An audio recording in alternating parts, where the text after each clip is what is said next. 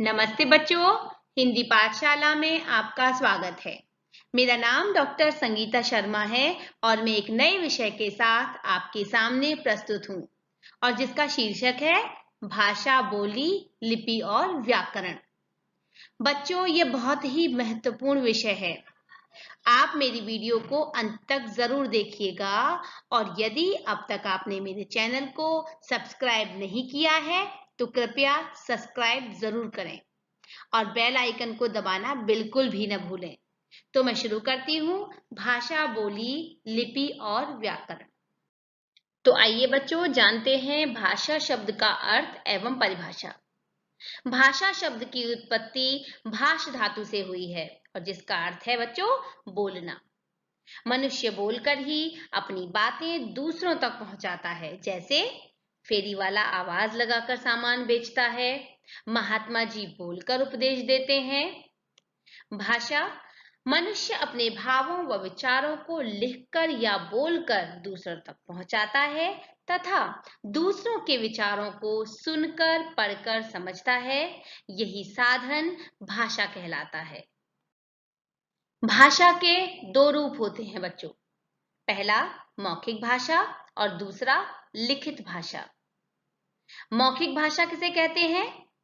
जब कोई व्यक्ति बोलकर अपने विचार प्रकट करता है तथा दूसरा व्यक्ति सुनकर उसे समझता है तो उसे मौखिक भाषा कहते हैं।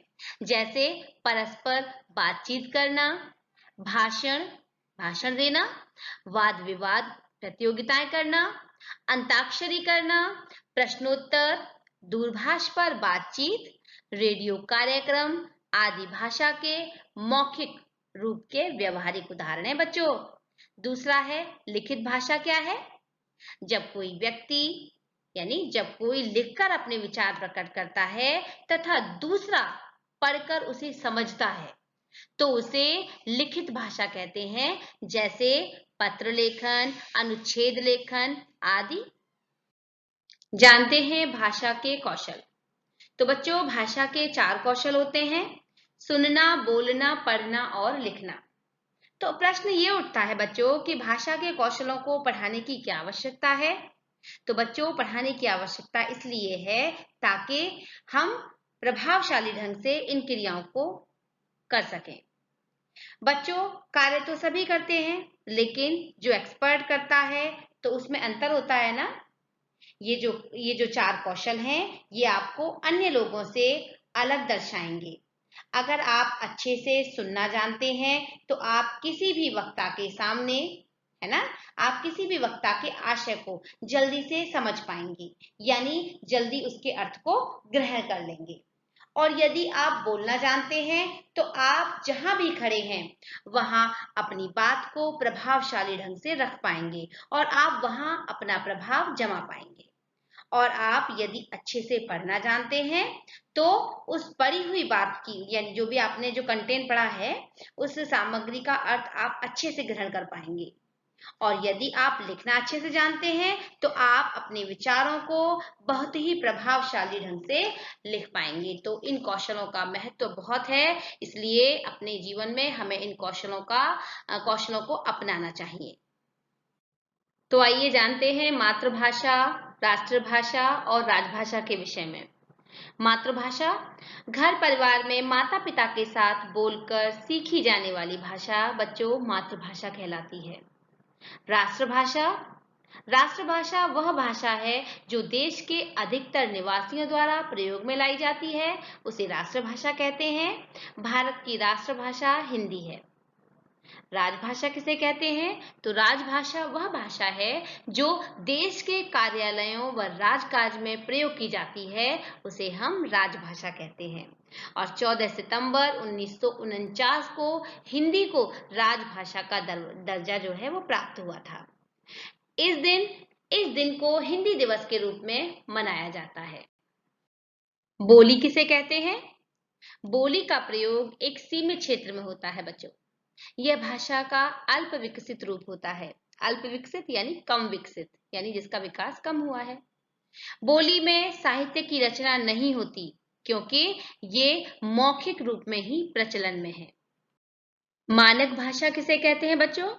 तो मानक भाषा विद्वानों व शिक्षाविदों द्वारा भाषा में एक रूपता लाने के लिए भाषा के जिस रूप को मान्यता देते हैं वह मानक भाषा कहलाती है बच्चों। जैसे कंबल, चंचल, हिंदी, द्वारा, उद्धार आदि ये हमारे मानक शब्द हैं। लिपि किसे कहते हैं? तो लिपि लिखित भाषा की, यानी आप जानते हैं बच्चों की भाषा की ध्वनियां जो हैं, ध्वनि यानी जो चिन्ह होते हैं, तो लिखित भाषा की प्रत्येक ध्वनि के लिए कोई न कोई निश्चित चिन्ह होते हैं। इन चिन्हों को लिखने की विधि ही लिपि कहलाती है।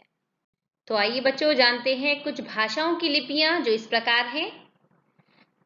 हिंदी, संस्कृत, मराठी ये देवनागरी लिपि में लिखी जाती हैं बच्चों। पंजाबी गुरुमुखी लिपि में लिखी जाती है।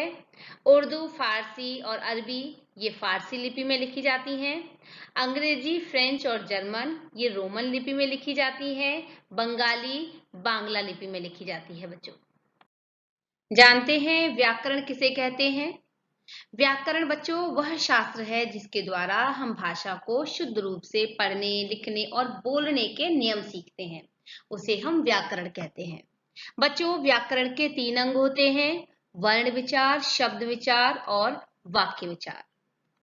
बच्चों मुझे पूरा विश्वास है कि आपको ये वीडियो पसंद आया होगा और इस विषय से संबंधित एक अभ्यास पत्रिका मैंने डिस्क्रिप्शन बॉक्स में रख दी है।